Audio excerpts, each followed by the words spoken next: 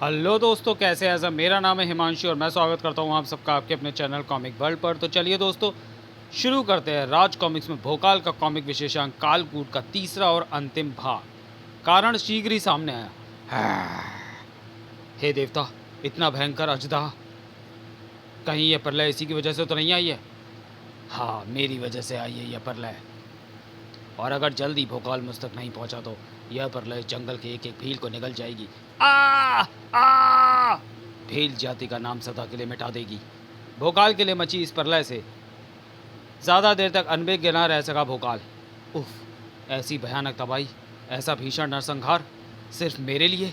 उफ, आंखों के साथ दिल भी रो पड़ा था भोकाल का ये सब देखकर। क्रोध का भूकंप नजर आने लगा था उसके चेहरे पर। इस धरती पर गिरी निर्दोष लहू की एक एक बूंद की सौगंध भोकाल अब तब तक अन्न जल ग्रहण नहीं करेगा जब तक उसके हाथों समाप्त नहीं हो जाता। काल भुजंग, हा हा हा हा हा। काल भुजंग नाम की इस प्रलय से तुम्हें मात्र एक ही मनुष्य बचा सकता है भोकाल, सिर्फ भोकाल।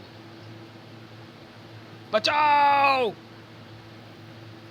सही कहा, इन्हें मैं ही बचा सकता हूँ, लेकिन तू बता, तुझे भोकाल के कहर से कौन बचा पाएगा। अच्छा हुआ तू आ गया भोकाल। भीलों को तो मैं ऐसे ही निकल रहा था। वास्तविकता तो यह है कि मेरे पेट की भूख सिर्फ तुझे निकलने के बाद ही शांत होगी। मुझे पचाने की ताकत मुझे पचा पाने की ताकत तेरे शरीर में नहीं होगी काल भुजंग, इसलिए छोड़ मुझे निकलने का विचार। इन घातक अस्त्रों को निकल, जिन्हें तू घातक अस्त्र कह रहा है भुनगे वे मोम के खिलौने हैं मेरी विश्वकार के आगे। ओह, ऐसे ही मैं तेरा शरीर भी गलाऊंगा और फिर उसे पानी की तरह पी जाऊंगा। सही समय पर उड़कर इसकी घातक विश्वकार से बचा मैं। उड़कर तो खूब बचा, लेकिन बचा नहीं रहेगा, क्योंकि उड़ने की कला काल भुजंग भी जानता है। सामने से मैं प्रहारा का जो भी वार इस पर कर रहा हूँ उसे ये अपने विश्वकार से गलाए दे रहा है, इसलिए मुझे अपना अगला प्रहार चालाकी से करना होगा। प्रहारा से एक हथियार इसके लिए छोड़ना होगा ताकि ये उसे ख़त्म कर सके, और फिर बिना कोई छड़कवाए दूसरा हथियार छोड़ना होगा जो काल भुजंग को ख़त्म कर सके। ओह, इतने घातक हथियार से इसका बाल भी बाका नहीं हुआ। हा हा हा हा हा। काल भुजंग के शरीर पर खरोच भी डाल दे ऐसे हथियार इस पृथ्वी पर नहीं बना, और ना ही पैदा हुआ काल भुजंग की शक्तियों का सामना करने वाला कोई मनुष्य। साक! आश्चर्यजनक ढंग से बढ़कर काल भुजंग की पूंछ सड़क से भोकाल से टकराई। बेहद भीषण था वह प्रहार, जिसके प्रहार से लहराता हुआ भोकाल धड़ाम से नीचे आ गिरा। फड़ाक! एक क्षण के लिए भोकाल की आंखें अंधेरे में डूब कर रह गईं, और वही चढ़ भोकाल की जिंदगी को अंधेरे में डुबोने वाला साबित हुआ। बेसुध सा भोकाल काल भुजंग की सांसों के साथ खिंचता हुआ उसके उदर में जा पहुंचा। उफ! स्थिति को समझने का प्रयत्न करते भोकाल को काल भुजंग की गूंजती आवाज़ ने चौंकाया। बस भोकाल, तू मेरे उदर में पहुंच गया है। अब अपने जीवन की यात्रा को समाप्त समझ। अब तेरा जीवन सिर्फ कुछ क्षणों का और शेष है। अपनी सांसों के साथ मैं तुझे अपने शरीर में मौजूद विषकुंड में डालने जा रहा हूँ, जिसमें गिरते ही तू और मेरे साथ सारे दिव्यास सदा के लिए समाप्त होकर रह जाएंगे। कर अपने विधाता को याद कर भोकाल, क्योंकि तू अब विनाश की तरफ बढ़ रहा है। ओह, सांसों की तेजी और इसके शरीर में मौजूद फिसलन मुझे खड़ा नहीं होने दे रही। अब मैं इस विषकुंड में गिरकर नष्ट होकर ही रहूँगा। ऐसे में भी भोकाल ने अपनी बुद्धि के बल पर बचने का एक उपाय ढूंढ लिया। विषकुंड से पहले सामने उसका हृदय है। अगर मैं किसी तरह उसके हृदय को नष्ट करने में सफल हो जाऊं तो उसके हृदय का संबंध उसके बाकी शरीर से टूट जाएगा और उसकी जीवन लीला समाप्त हो जाएगी। ओह, प्रहारा से निकले इतने घातक हथियार का हृदय की शराब पर कोई प्रभाव नहीं पड़ा। शराब को काटने का भोकाल का प्रयत्न एक बार फिर असफल हुआ। ओह, बाहर के शरीर की तरह काल भुजंग का अंदर का शरीर भी बेहद कठोर है। इस पर भी प्रहारा के किसी भी वार का कोई प्रभाव नहीं पड़ रहा।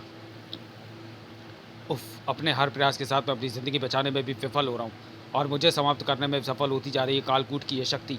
और अगर मैं समाप्त हो गया तो सारे ब्रह्मांड को अपने कदमों तले रौंद डालेगा कालकूट नामक पाप का अवतार। नहीं, ऐसा नहीं होगा। जब तक पाप का वह अवतार समाप्त नहीं हो जाता मैं स्वयं को समाप्त नहीं होने दूंगा, और अब मैं स्वयं को बचाने के लिए इस्तेमाल करूँगा माँ काली की खटक। काली की खटक का स्मरण करते ही भोकाल के आसपास अर्धदृश्य रूप में मौजूद दिव्यास्त्रों में से काली की खटक तुरंत ही भोकाल के हाथ में प्रकट हुई। मृत्यु से कुछ ही हाथ दूर भोकाल ने काली की खटक का प्रयोग करने में एक क्षण भी नहीं गंवाया।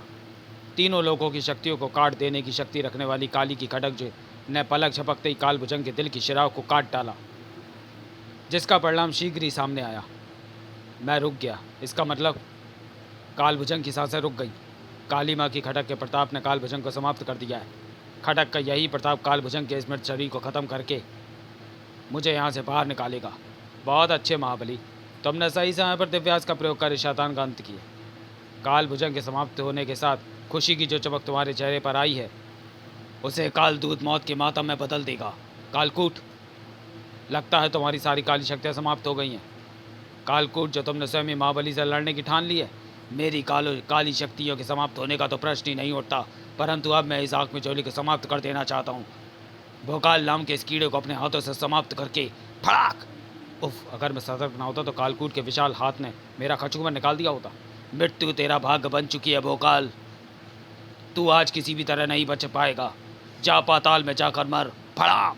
कालकूट के विशाल हाथ के प्रहार ने इस बार फाड़ दिया धरा का सीना, जिसमें गिरता चला गया भोकाल। हा हा हा हा, समाप्त हुआ भोकाल का जीवन। पाताल में जाने कहाँ जाकर गिरेगी उसकी लाश।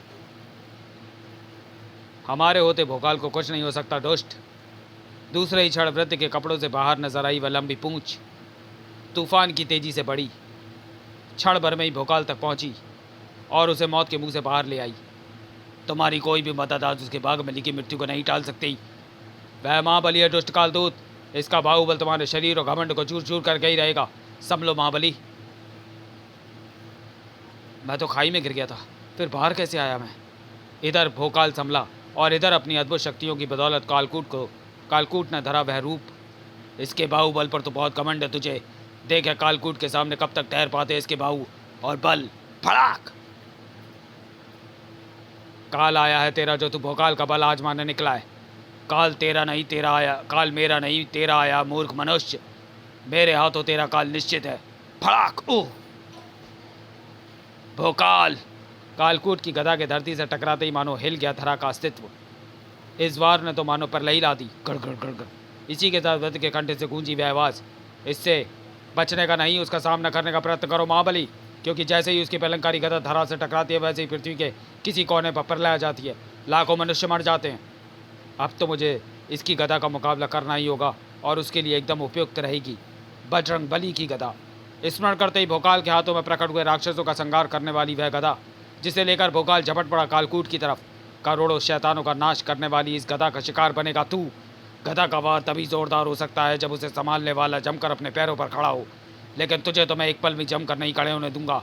उफ। जमीन में हुई उस भयंकर कंपन से लड़खड़ाया भोकाल, लेकिन तुरंत ही हवा में लहरा कर संभला। उफ, हवा में लहरा कर इसे बचा जा सकता है, लेकिन मुझे नीचे उतरना होगा ताकि धरा से टकराते उसके वार को रोककर उसके वारों से मचने वाली प्रलय रोक सकूं। फड़ाक।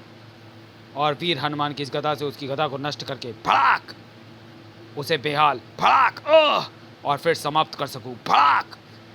गदा की कालकूट के शरीर से टक्कर और कालकूट की अंतिम चीख मानो समस्त पृथ्वी पर जलजला लाती चली गई।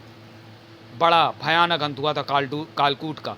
राख के विशाल ढेर में बदल गया था उसका मजबूत शरीर और इसका सारा श्रेय जाता था दिव्यास्त्र धारक श्रेष्ठ मनुष्य भोकाल को।